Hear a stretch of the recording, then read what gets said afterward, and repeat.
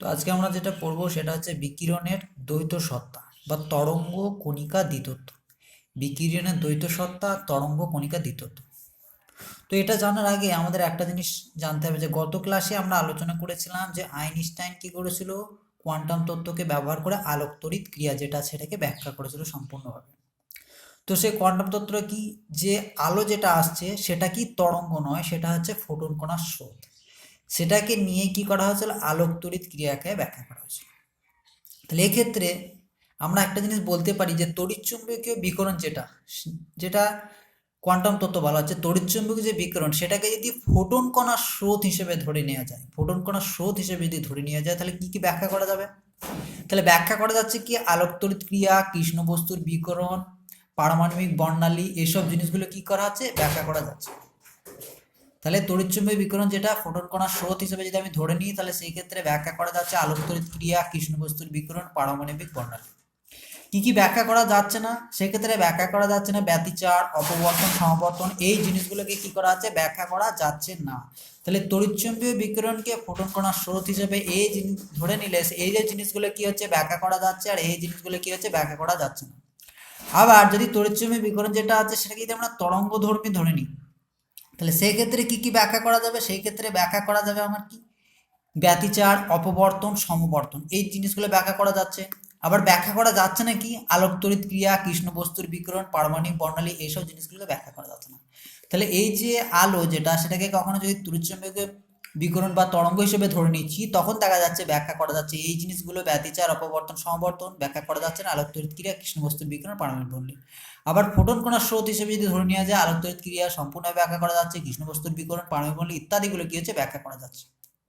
ব্যাখ্যা করা যাচ্ছে না ব্যতিচার, অপবর্তন, সমবর্তন।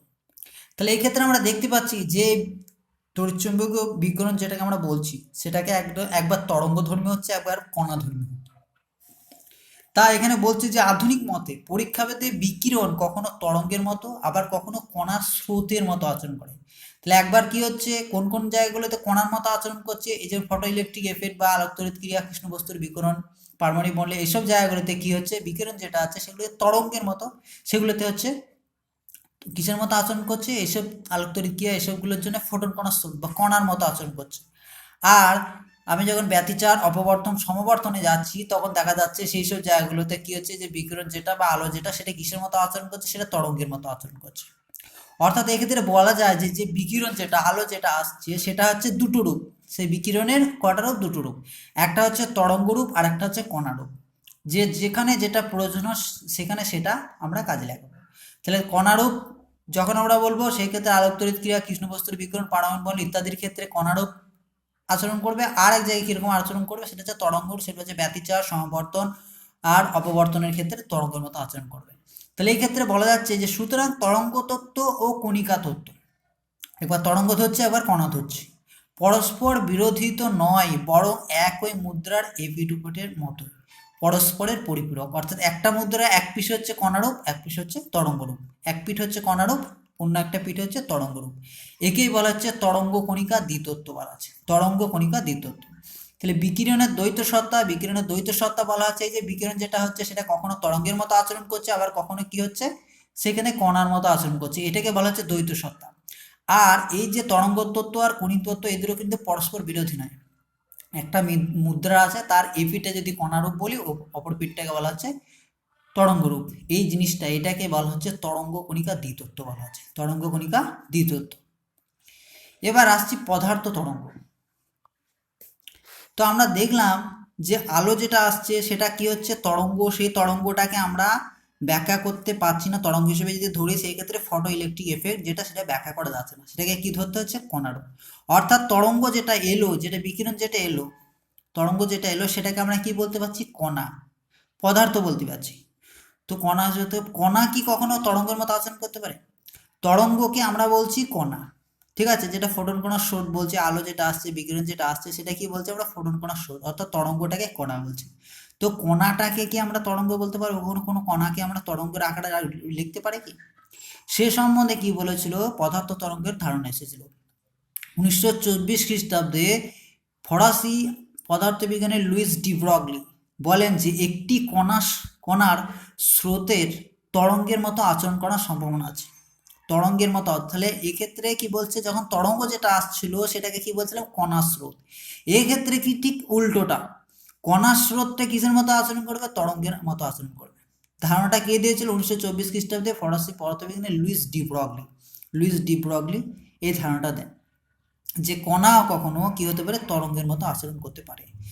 তো আমরা দেখলাম ফটোইলেকট্রিক এফেক্টের ক্ষেত্রে তরঙ্গটা কি হচ্ছে, কণার মতো আচরণ করছে। তাহলে কণা কি কখনো তরঙ্গের মতো আচরণ করতে পারবে, শুধুমাত্র কণা।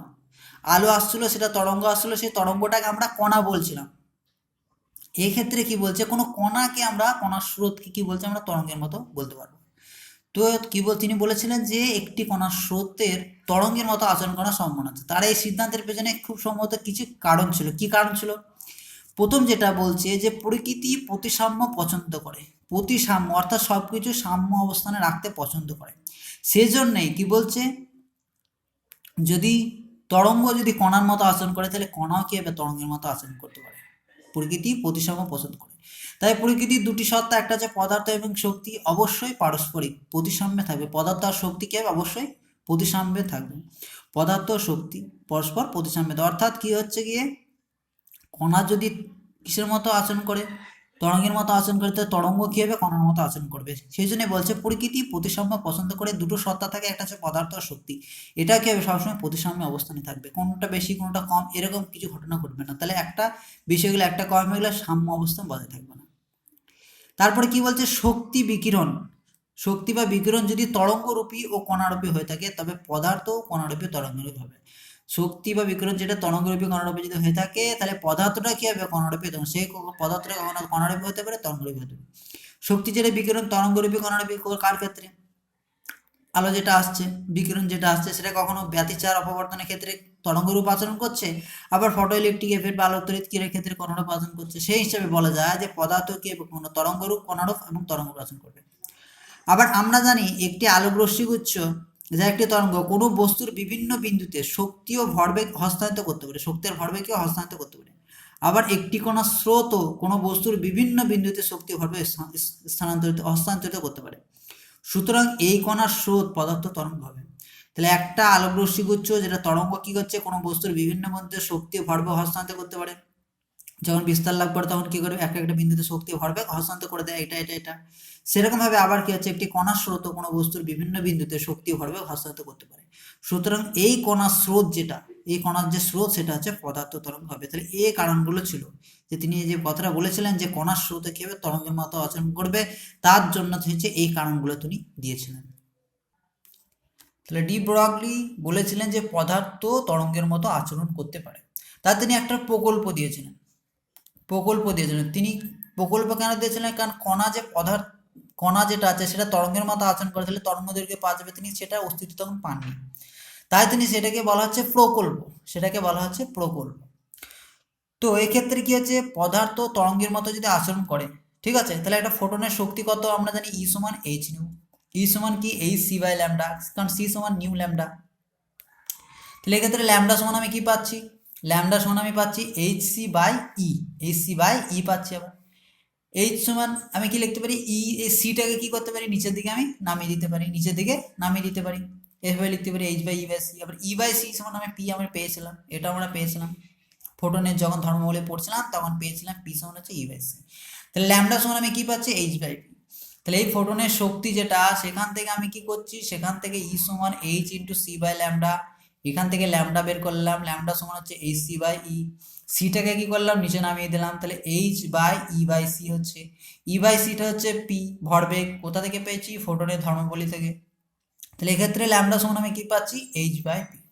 এই যে ল্যামডা, এই ল্যামডাটা কি না, পি ভরবেগ সম্পন্ন ইলেকট্রনটির বা কণাটির তরঙ্গদৈর্ঘ্য, যা ডি ব্রগলি তরঙ্গদৈর্ঘ্য নামে পরিচিত।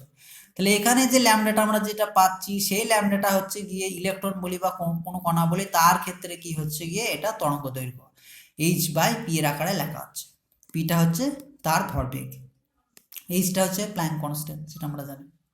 তাহলে এই যে এই প্রকল্পটা যদি আমরা একটা ভালোভাবে লিখতে চাই, তাহলে কি লিখবো, বলছে যে কোনো কণার স্রোত তরঙ্গের মতো আচরণ করে, যা পদার্থ তরঙ্গ নামে পরিচিত। যে কোনো কণার স্রোত কি করে, স্রোত তরঙ্গের মতো আচরণ করে, যা কি হচ্ছে পদার্থ তরঙ্গ নামে পরিচিত। এই পদার্থ তরঙ্গের তরঙ্গ দৈর্ঘ্য কত হবে, ল্যামডা সমান হচ্ছে h/p, পি হচ্ছে ভরবেগ, ভরবেগটাকে আমি কি লিখবো, mv আকারে লিখবো। তাহলে ল্যামডা সমান h/p সমান হচ্ছে h/mv, যেখানে এমটা কি ওই কণাটার ভর, ভিটা হচ্ছে কণাটার বেগ, আর পি যেটা mv সেটা হচ্ছে কণার ভরবেগ। তাহলে যে কোনো কণার স্রোত তরঙ্গের মতো আচরণ করে যা পদার্থ তরঙ্গ নামে পরিচিত। এই পদার্থ তরঙ্গের তরঙ্গ দৈর্ঘ্য ল্যামডা সমান হচ্ছে h/p বা h/mv। এই যে এটাকে প্রকল্প কেন বলছি, সেই সময় তিনি এই যে জিনিসটা তরঙ্গ দৈর্ঘ্যটা পদার্থ যেটা আছে তার তরঙ্গ দৈর্ঘ্যটা তিনি এক্সপেরিমেন্টের দ্বারা পান, তা সেটাকে প্রকল্প বলা আছে। এবার এই যে ল্যামডা সমান h/p সমান হচ্ছে h/mv, এখান থেকে আমি কি কি পেতে পারি, যদি ভি সমান হচ্ছে 0 হয়, ভিটা বেগটা যদি 0 হয় অর্থাৎ কণাটা যদি স্থির হয়, তাহলে ল্যামডাটা কত পাবে, আমি ল্যামডাটা ইনফিনিটি পাবো। এখানে ভি এর মানটা যদি 0 বসায় তাহলে এম এর সাথে 0 গুণ করলে 0, h/0 সমান হচ্ছে সামথিং বাই 0 মানে হচ্ছে ইনফিনিটি। তাহলে ল্যামডাটা কত পাচ্ছি, তরঙ্গ দৈর্ঘ্যের কত পাচ্ছি, ইনফিনিটি। এর অর্থ হলো কেবলমাত্র গতিশীল কণার সঙ্গে তরঙ্গ জড়িত থাকে, অর্থাৎ কোনো একটা বস্তু যদি স্থির থাকে তাহলে সেক্ষেত্রে কি পাবো, আমরা কোনো রকম তরঙ্গ পাবো না। অর্থাৎ কণাটা যদি গতিশীল থাকে তাহলে সেক্ষেত্রে আমরা কি হবে, তরঙ্গের অস্তিত্বটা বলতে পারবো, অর্থাৎ তরঙ্গ সেক্ষেত্রে জড়িত থাকবে। 2 নম্বর কি বলছে, কণাটি আহিত না অনাহিত, পজিটিভ চার্জ না নেগেটিভ চার্জ, তার উপর ডি ব্রগলি তরঙ্গ দৈর্ঘ্য নির্ভর করে না। এর অর্থ হলো পদার্থ তরঙ্গ তড়িৎচুম্বকীয় তরঙ্গ নয়, কারণ তড়িৎচুম্বকীয় তরঙ্গ হচ্ছে ত্বরণ সম্পূর্ণ আধান থেকে উৎপন্ন হয়। এই যে পদার্থ তরঙ্গ সেটা হচ্ছে কোনো তড়িৎচুম্বকীয় তরঙ্গ নয়, কারণ তড়িৎচুম্বকীয় তরঙ্গ যেটা কোথা থেকে উৎপন্ন হয়, তার ত্বরণ সম্পূর্ণ আধান থেকে উৎপন্ন হয়। এটা আহিত বা অনাহিত তার উপর কিন্তু ডি ব্রগলি তরঙ্গ দৈর্ঘ্য নির্ভর করছে না। এবার বলছে এম অথবা ভি এর মান খুব বেশি হলে, যদি এম এর মান বা ভি এর মান খুব বেশি হলে কণার ডি ব্রগলি তরঙ্গ দৈর্ঘ্য খুব ছোট হয়।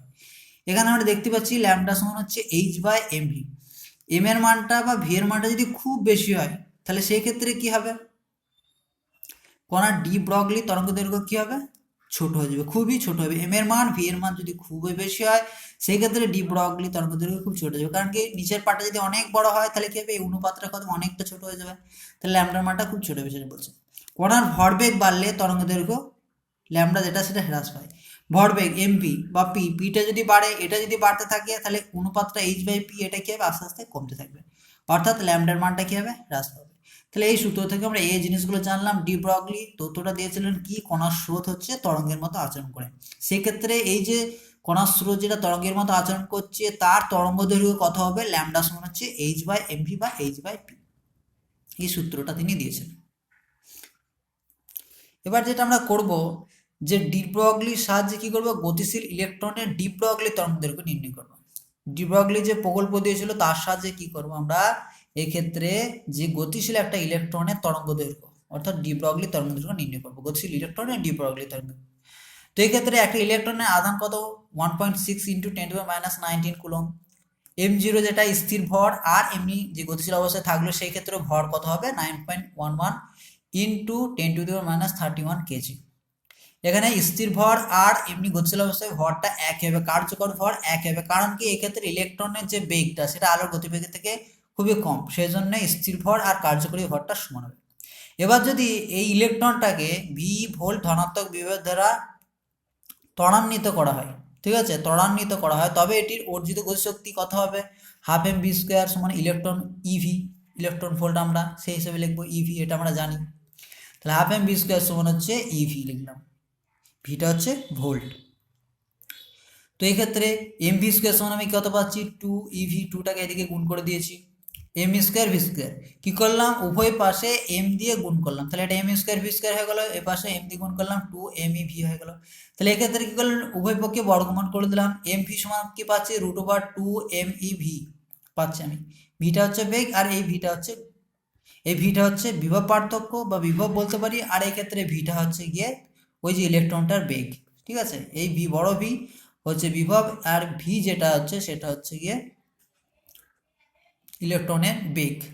তাহলে এমভি সমান আমি পাচ্ছি √2mev। এবার গতিশীল যে ইলেকট্রনটা আছে তা যদি আমরা তরঙ্গ দৈর্ঘ্য নির্ণয় করি, অর্থাৎ ডি ব্রগলি তরঙ্গ দৈর্ঘ্য যেটা আমরা বলবো সেটা কত, ল্যামডা সমান h/mv লিখবো। এমভি এর মানটা আমরা কত পেয়েছি, √2mev। তাহলে এটা যদি বসিয়ে দিলাম, এবার বসিয়ে দেওয়ার পর কি করবো, একে একে মানগুলো আমি পুট করবো।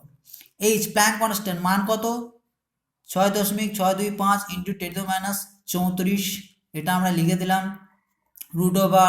টু ইলেকট্রনের ভর কত 9.11 ইন্টু 10⁻31 লিখে দিলাম। ইলেকট্রনের আধান কত 1.6 ইন্টু 10⁻19 সেটা লিখে দিলাম। আর এখানে ভি আছে ভোল্ট যেটা বিভব √1/√ভি এটা রেখে দিলাম।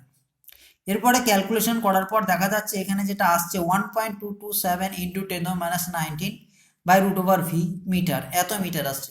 এটাকে যদি আমি অ্যামস্ট্রং এককে প্রকাশ করি তাহলে দেখা যাচ্ছে এখানে 12.27/√ভি অ্যামস্ট্রং আমি পাচ্ছি। এটাকে যদি আমি অ্যামস্ট্রং ভাবে প্রকাশ করি, কারণ 1 অ্যামস্ট্রং সমান হচ্ছে 10⁻10 মিটার। 1 অ্যামস্ট্রং সমান হচ্ছে 10⁻10 মিটার।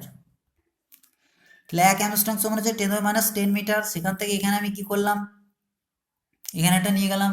তাহলে সেক্ষেত্রে আমি পাবো 12.27/√ভি ভোল্ট, যেটা আমরা বলছি এত অ্যামস্ট্রং। তাহলে ল্যামডা সমান পাচ্ছি আমি 12.27/√ভি অ্যামস্ট্রং। অর্থাৎ একটা গতিশীল ইলেকট্রনের যদি আমি ডি ব্রগলি তরঙ্গ দৈর্ঘ্য নির্ণয় করি তাহলে পাবো কত 12.27/√ভি অ্যামস্ট্রং। এই ভি এর মানটা আমরা যত বসাবো সেরকম হিসেবে তার গতিশীল ইলেকট্রনের তরঙ্গ দৈর্ঘ্যটা আমরা পাবো। এই সূত্র অনুসারে সেটা আমরা পাবো। তাহলে একটা গতিশীল ইলেকট্রনের তরঙ্গ দৈর্ঘ্য কিভাবে নির্ণয় করবো এই সূত্রের সাহায্যে আমরা পেয়ে যাব। এরপরে পদার্থ তরঙ্গের তরঙ্গ দৈর্ঘ্যের মান সম্বন্ধীয় কিছু আলোচনা আমরা করব। তো একটা ইলেকট্রন আছে, তার ভর কত 9.11 ইন্টু 10⁻31 কেজি, এটা আমরা জানি। যদি গতিবেগটা কত 10⁻7 মিটার পার সেকেন্ড হয়ে থাকে, গতিবেগটা 10⁻7 মিটার পার সেকেন্ড হয়ে থাকে, তাহলে এই ক্ষেত্রে ইলেকট্রনটার যে ডি ব্রগলি তরঙ্গ দৈর্ঘ্য সেটা কত হবে ল্যামডা সমান h/mv। এইচ এর মানটা আমরা জানি, বসিয়ে দিয়েছি। এম এর মানটা কত সেটা বসিয়ে দিলাম। ভিটা এখানে কত 10⁻7 সেটা বসিয়ে দিয়েছি। তাহলে এত মিটার আমি পাচ্ছি, সেটা পাচ্ছি 7.3 ইন্টু 10⁻11 মিটার। এটা হচ্ছে 0.73 অ্যামস্ট্রং। তাহলে এই ক্ষেত্রে ইলেকট্রনটা যে ডি ব্রগলি তরঙ্গ দৈর্ঘ্য আমরা পাচ্ছি সেটা হচ্ছে 0.73 অ্যামস্ট্রং আমি পাচ্ছি। ইলেকট্রনের বেগ যদি এরকম হয়ে থাকে 10⁻7 মিটার পার সেকেন্ড, সেই ক্ষেত্রে যে তরঙ্গ দৈর্ঘ্য ডি ব্রগলি তরঙ্গ দৈর্ঘ্য সেটা হচ্ছে এত অ্যামস্ট্রং পাচ্ছি। বলছে যে এই যে তরঙ্গ দৈর্ঘ্যটা, এই তরঙ্গ দৈর্ঘ্য তড়িৎচুম্বকীয় বিকিরণে এক্স যে রশ্মি আছে সেই রশ্মির তরঙ্গ দৈর্ঘ্য সমতুল্য। এক্স রশ্মি যেটা থাকে তার যে তরঙ্গ দৈর্ঘ্য থাকে তার সাথে এই সমতুল্য। অর্থাৎ ইলেকট্রনের বেগটা যদি এরকম হয়ে থাকে 10⁻7 অর্ডারের, তাহলে সেই ক্ষেত্রে কত হবে এই যে তরঙ্গ দৈর্ঘ্য যেটা আমরা পাবো আর ইলেকট্রনে যেটা পাবো আর তড়িৎচুম্বকীয় বিকিরণে এক্স রশ্মির যে তরঙ্গ দৈর্ঘ্য সেটারও তরঙ্গ দৈর্ঘ্য ঠিক এরকম, এর সাথে সমতুল্য হয়ে যাচ্ছে। এবার আসি আমরা একটা বড় ধরনের জিনিস, তার ক্ষেত্রে ডি ব্রগলি তরঙ্গ দৈর্ঘ্য কত হবে সেটা আমরা এখানে দেখব। তো এখানে কি করা আছে, একটা মার্বেল গতিশীল অবস্থায় আছে, বেগটা কত 10 মিটার পার সেকেন্ড, তার ভরটা কত, ভরটা হচ্ছে গিয়ে 0.01 কেজি বা 10 গ্রাম। তাহলে একটা আমরা মার্বেল নিয়েছি, গতিশীল অবস্থায় আছে, তার ভর হচ্ছে 10 গ্রাম বা 0.01 কেজি। গতিবেগটা কত 10 মিটার পার সেকেন্ড বা 10 মিটার পার সেকেন্ড যেটা আমরা বলছি। এক্ষেত্রে কি হবে, যে মার্বেলটা আছে তার ডি ব্রগলি তরঙ্গ দৈর্ঘ্য কি হবে ল্যামডা সমান h/mv, এই সূত্র আমরা বসাবো। তাহলে এইচ এর মান বসিয়ে দিলাম, এম এর মান বসিয়ে দিলাম, ভি এর মান বসিয়ে দিলাম। দেখা যাচ্ছে মানটা কত আসছে 6.63 ইন্টু 10⁻³ মিটার। অর্ডারটা কত 10⁻³ 10⁻³ মিটার। বলছে তরঙ্গ দৈর্ঘ্যের এই মানটি এতই কম যে এর পর্যবেক্ষণ বা পরিমাপের কোনো কার্যকর পদ্ধতির অস্তিত্ব নেই। তড়িৎচুম্বকীয় বিকিরণ বা অন্য কোনো বাস্তব তরঙ্গের এত ক্ষুদ্র তরঙ্গ দৈর্ঘ্যের অস্তিত্ব জানা নেই। তাহলে অর্ডারটা দেখে বোঝা যাচ্ছে যে এই যে তরঙ্গ দৈর্ঘ্যটা সেটা হচ্ছে এতটাই ক্ষুদ্র যে বাস্তবে এর কোনো অস্তিত্ব নেই, ঠিক আছে, বা এটা যে পরিমাপ করা যাবে তার কোনো পদ্ধতিও নেই। তার জন্য কি হচ্ছে, আমরা মার্বেল যেটা আমরা পাচ্ছি সেক্ষেত্রে তার যে তরঙ্গ দৈর্ঘ্য সেটা কি পরিমাপ করতে কিন্তু আছে, তার তো ডি ব্রগলি তরঙ্গ দৈর্ঘ্য আছে কিন্তু তার পরিমাপ করার কোনো উপযুক্ত ব্যবস্থা নেই বা কার্যকর কোনো পদ্ধতি নেই। তো এখানে কিছু কিছু নোট যেগুলো সেটা হচ্ছে যে দৈনন্দিন জীবনে যে স্থূল বস্তুসমূহকে আমরা পর্যবেক্ষণ করছি তাদের ক্ষেত্রে ডি ব্রগলি প্রকল্পের কোনো ব্যবহারই গুরুত্ব নেই, এটা আমাদের মনে রাখতে হবে। যে স্থূল যেমন হচ্ছে মার্বেলের কথা বলা হলো, সেক্ষেত্রে কি হচ্ছে পর্যবেক্ষণ যেগুলো করছি স্থূল বস্তু তাদের ক্ষেত্রে ডি ব্রগলি প্রকল্পের কোনো ব্যবহারই গুরুত্ব নেই। 2 নম্বর আরেকটা কি বলতে পারি, যে ডি ব্রগলির পদার্থ তরঙ্গের ধারণাটি শুধুমাত্র পারমাণবিক স্তরের কণার ক্ষেত্রে গুরুত্বপূর্ণ। ইলেকট্রনটা কি পরমাণুর ভেতরে, সেই জন্য সেই ক্ষেত্রে কি হচ্ছে একটা তরঙ্গ দৈর্ঘ্য আমরা পেয়েছি, সেটা আমরা পেয়েছি, তার সেটা সেই যে তরঙ্গ দৈর্ঘ্য সেটা হচ্ছে এক্স রশ্মি তরঙ্গ দৈর্ঘ্যের সাথে সমতুল্য। কিন্তু এখানে মার্বেলের কি হচ্ছে, মার্বেলের ক্ষেত্রে অর্ডারটা 10⁻³ হয়ে যাচ্ছে, সেক্ষেত্রে তার কোনো অস্তিত্ব নেই। সেজন্য বলা হচ্ছে ডি ব্রগলি প্রকল্পে কোনো ব্যবহারিক গুরুত্ব নেই। কার ক্ষেত্রে? স্থূল বস্তু যেগুলো আছে, শুধুমাত্র পারমাণবিক স্তরের ক্ষেত্রে এই জিনিসটা হচ্ছে গুরুত্বপূর্ণ। তো ডি ব্রগলি দিয়ে বলেছিলেন যে কণার স্রোত কি হচ্ছে তরঙ্গের মতো আচরণ করতে পারে, এবং তার ক্ষেত্রে তরঙ্গের মতো যদি আচরণ করে তার একটা তরঙ্গ দৈর্ঘ্য পাওয়া যাবে। সেটা তথ্যগতভাবে তরঙ্গ দৈর্ঘ্য পাওয়া গেলেও তিনি পরীক্ষামূলকভাবে কোনো কিছু প্রমাণ করতে পারেন। তো পরবর্তী ক্ষেত্রে কি হয়েছিল, 1927 খ্রিস্টাব্দে, 1924 খ্রিস্টাব্দে তিনি তার তথ্য দিয়েছিলেন। কে? সেটা হচ্ছে ডি ব্রগলি। 1927 খ্রিস্টাব্দে কি হচ্ছে যে মার্কিন বিজ্ঞানী CJ ডেভিসন LH গার্মার এই পরীক্ষাটির মাধ্যমে কি করেছেন, সর্বপ্রথম পদার্থ তরঙ্গের অস্তিত্ব প্রমাণ করেন। তাহলে পদার্থ তরঙ্গের অস্তিত্ব প্রমাণ করেছিলেন ডেভিসন গার্মার তার পরীক্ষার মাধ্যমে।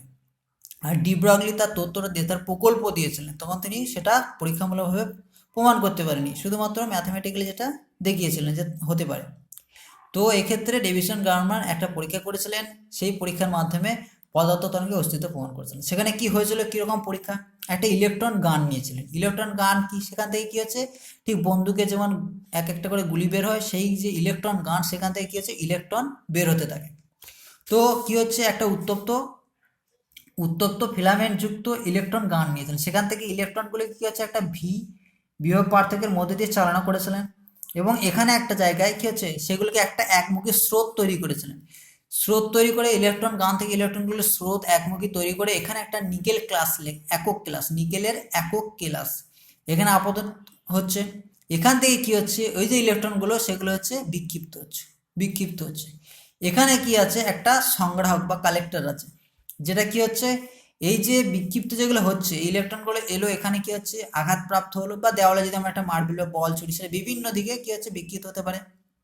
সেরকম ভাবে কি হচ্ছে ইলেকট্রন থেকে ইলেকট্রন আসছে, এখানে কি আছে একটা কেলাস রাখা আছে, নিকেলের একক কেলাস বলা হচ্ছে। যেমন হচ্ছে একক কেলাস কি জিনিস, যেমন একটা লবণের দানা, লবণের যে দানা সেটাকে আমরা একক কেলাস বলতে পারি, কারণ এখানে কি হচ্ছে পারমাণবিক যেগুলো আছে কণাগুলো আছে সেগুলো হচ্ছে কি সুনির্দিষ্টভাবে সজ্জিত থেকে একটা কেলাস গঠন করে, এরকম বহু সংখ্যক নিয়ে কি হচ্ছে একটা সুষম যে পদার্থ যেটা তৈরি হয় বা দানা যেটা তৈরি হচ্ছে, সেই দানাটাকে বলা হচ্ছে একক কেলাস বলা হচ্ছে। যেমন একটা হচ্ছে সোডিয়াম ক্লোরাইড বা লবণ যেটা আমরা বলছি, তার এক একটা দানাকে একক কেলাস বলতে পারি আমরা। তো এখানে কি করছে, একটা রাখা আছে কেলাস। এবার ইলেকট্রনগুলো কি হচ্ছে এখানে আসছে, একমুখী স্রোত তৈরি করা হচ্ছে, স্রোত তৈরি করে এখানে আঘাতপ্রাপ্ত হয়ে কি হচ্ছে বিভিন্ন দিকে ছড়িয়ে যাচ্ছে। কখনো এখানে 1 ডিগ্রি কোণ, 2 ডিগ্রি, 30 ডিগ্রি, 50 ডিগ্রি, এইভাবে কি হচ্ছে 0 থেকে কত হচ্ছে 90 ডিগ্রি পর্যন্ত একটা কোণে কি হচ্ছে তারা বিক্ষিপ্ত হচ্ছে। এখানে কি হচ্ছে সংগ্রাহক একটা রাখা আছে, যে কোন জায়গায় কি হচ্ছে বেশি পরিমাণে ইলেকট্রন এখানে সংগঠিত হচ্ছে। যত বেশি পরিমাণে সংগঠিত হবে সেই জায়গায় তীব্রতা হচ্ছে সেই জায়গায় বেশি, সেই জায়গায় তীব্রতা হচ্ছে সেই জায়গায় বেশি। তো এখানে কি করা হচ্ছে,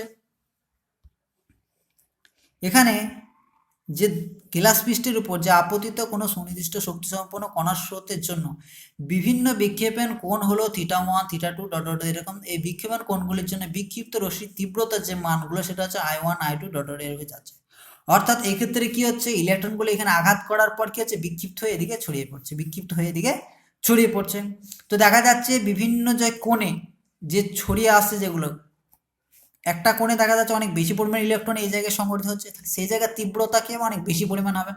অর্থাৎ প্রতি সেকেন্ডে যে ইলেকট্রন সংগ্রহ যে জায়গায় বেশি হচ্ছে সেই জায়গায় তীব্রতা হচ্ছে বেশি, ওই জায়গায় কি হচ্ছে বেশি পরিমাণে, এই জায়গায় কি হচ্ছে অনেক বেশি পরিমাণে ইলেকট্রন এখান থেকে বিক্ষিপ্ত এখানে আসছে, বিক্ষিপ্ত হয়ে আসছে। কিন্তু অন্য অন্য জায়গায় গেলে এই জায়গায় দেখা যাচ্ছে যে কম পরিমাণে ইলেকট্রন আসছে, এরকম তীব্রতা, সেটাকে তীব্রতা দিয়ে লেখা হচ্ছে যে তীব্রতা সে জায়গায় বেশি, অর্থাৎ বেশি পরিমাণে সংগঠিত হচ্ছে বিভিন্ন কোণের জন্য।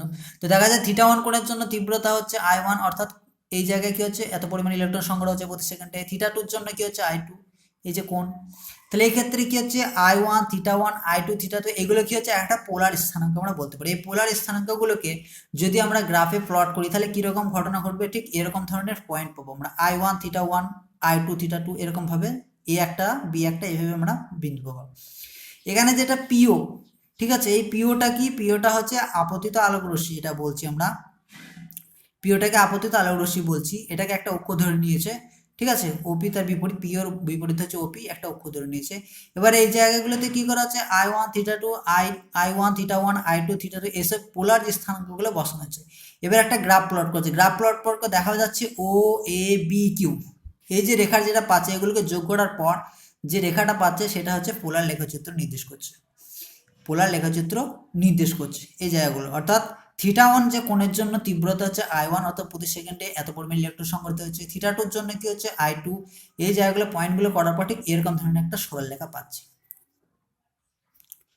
তো এখানে যে ইলেকট্রন যেটা আসছিল আর এখানে বিভব যেটা দেওয়া ছিল সেখানে কত হচ্ছে যে গতিশক্তি যেটা ইলেকট্রন ভোল্ট, 40 ইলেকট্রন ভোল্ট যখন এক একটা ইলেকট্রন যেগুলো আসছে সেগুলো গতিশক্তি যখন 40 ইলেকট্রন ভোল্ট ছিল, সেক্ষেত্রে যে পিক যেটা পাচ্ছিল, গ্রাফ যেটা পাচ্ছিল সেটা দেখা যাচ্ছে এরকম। এবার দেখা যাচ্ছে যে 54 ইলেকট্রন ভোল্ট যখন গতিশক্তি করা হলো তখন সেক্ষেত্রে 54 ইলেকট্রন ভোল্ট গতিশক্তি করার দরুন দেখা যাচ্ছে 50 ডিগ্রি যখন বিক্ষিপ্ত যে কোণটা, সে কোণের দরুন এক্ষেত্রে দেখা যাচ্ছে যে এরকম ধরনের একটা ভালো পিক পাওয়া গেছে।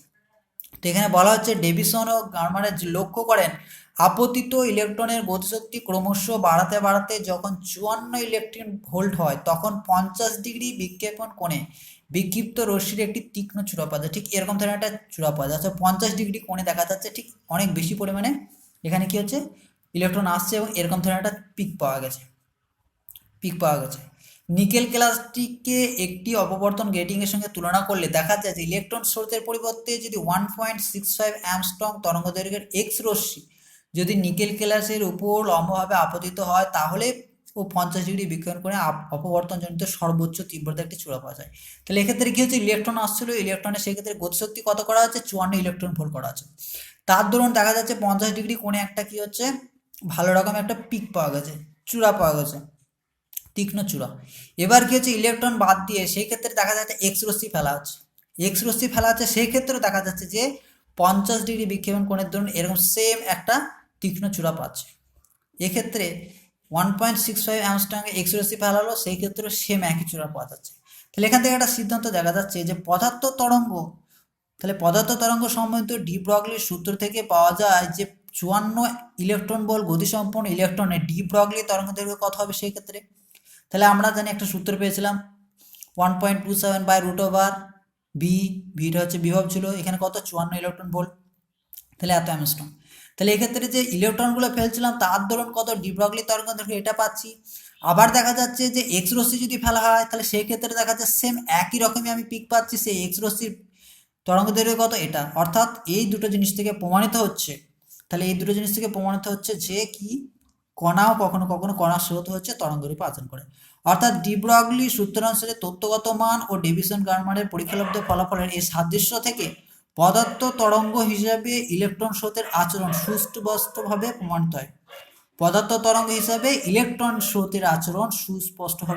হয়।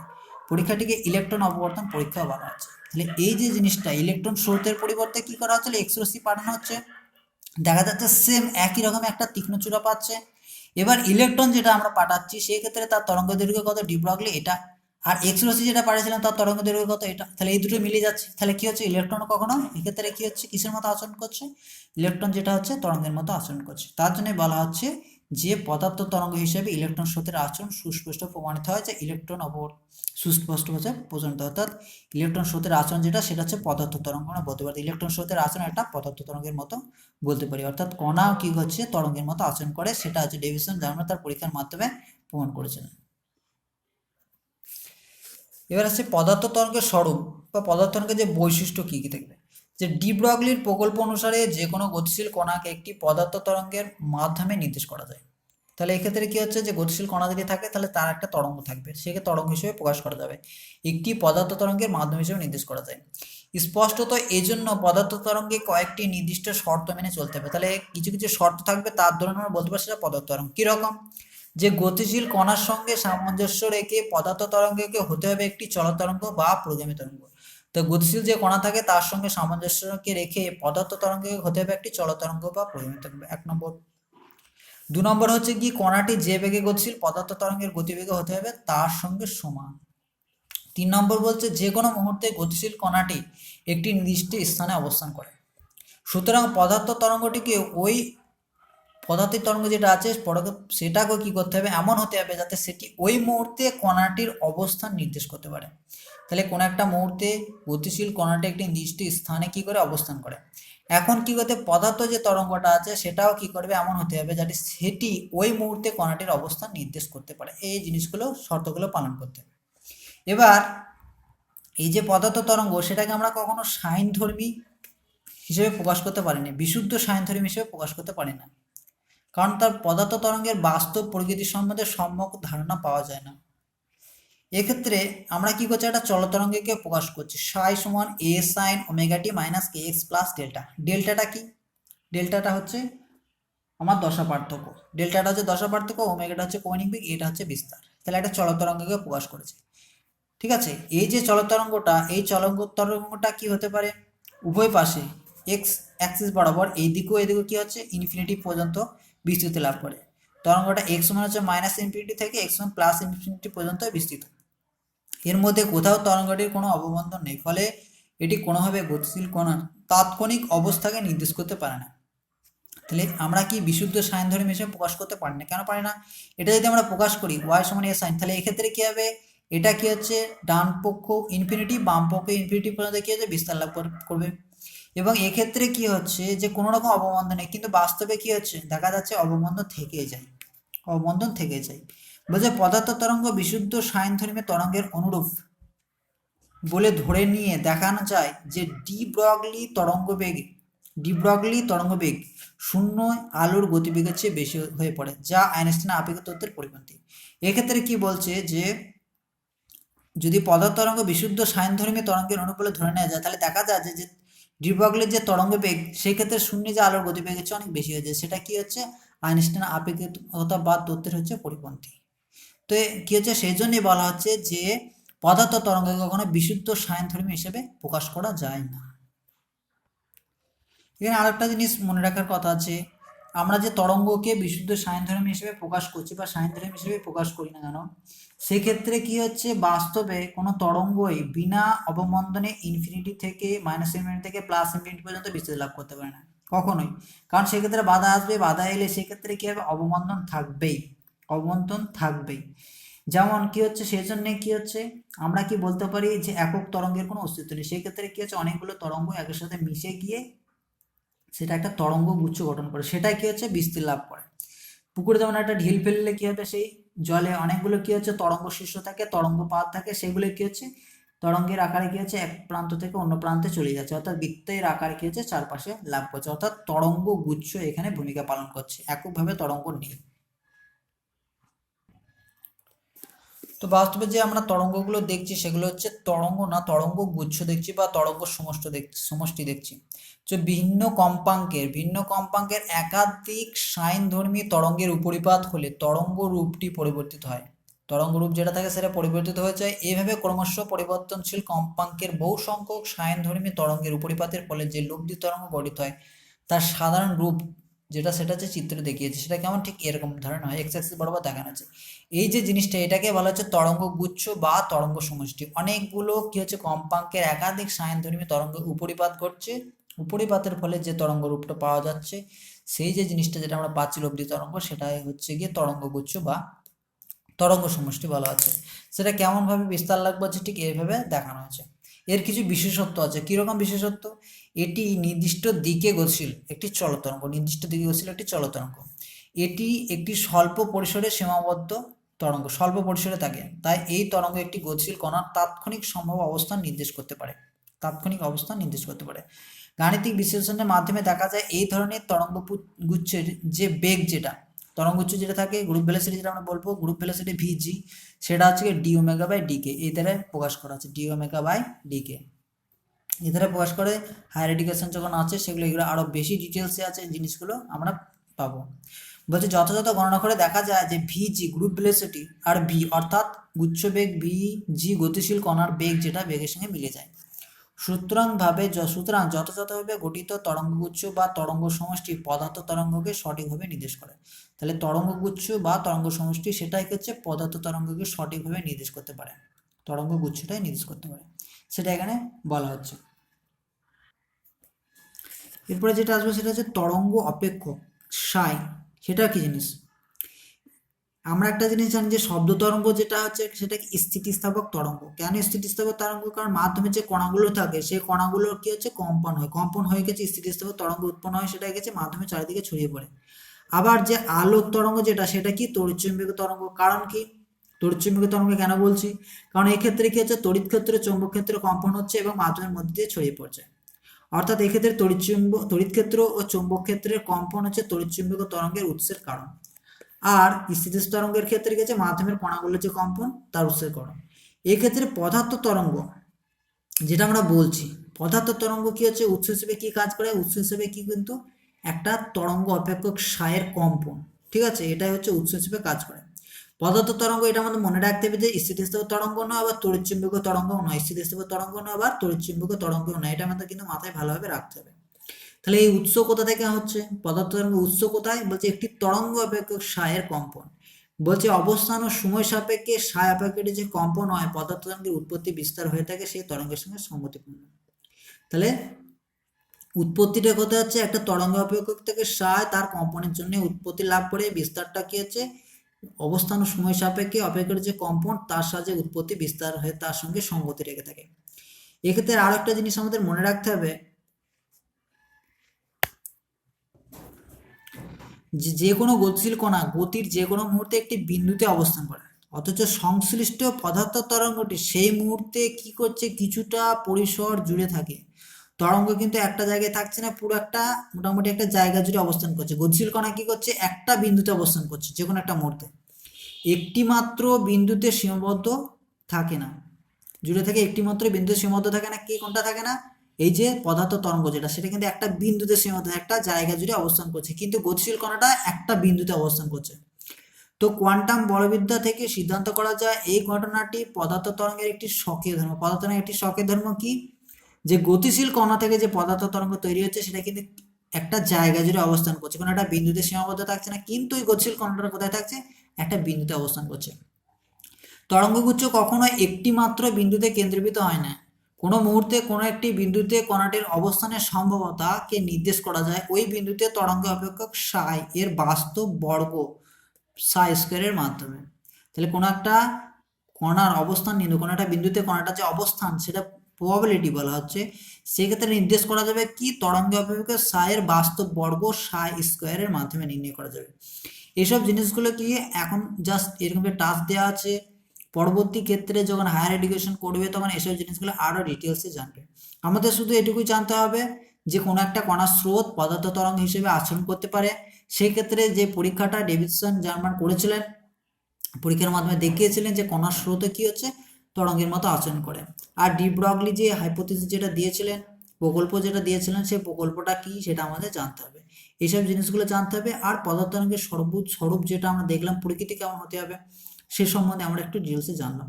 এগুলো আমাদের জেনে রাখতে হবে, আর যেগুলো সূত্র করে লেখা আছে, বর্ডার লাইন দেওয়া আছে, সেগুলো একটু মনে রাখতে হবে।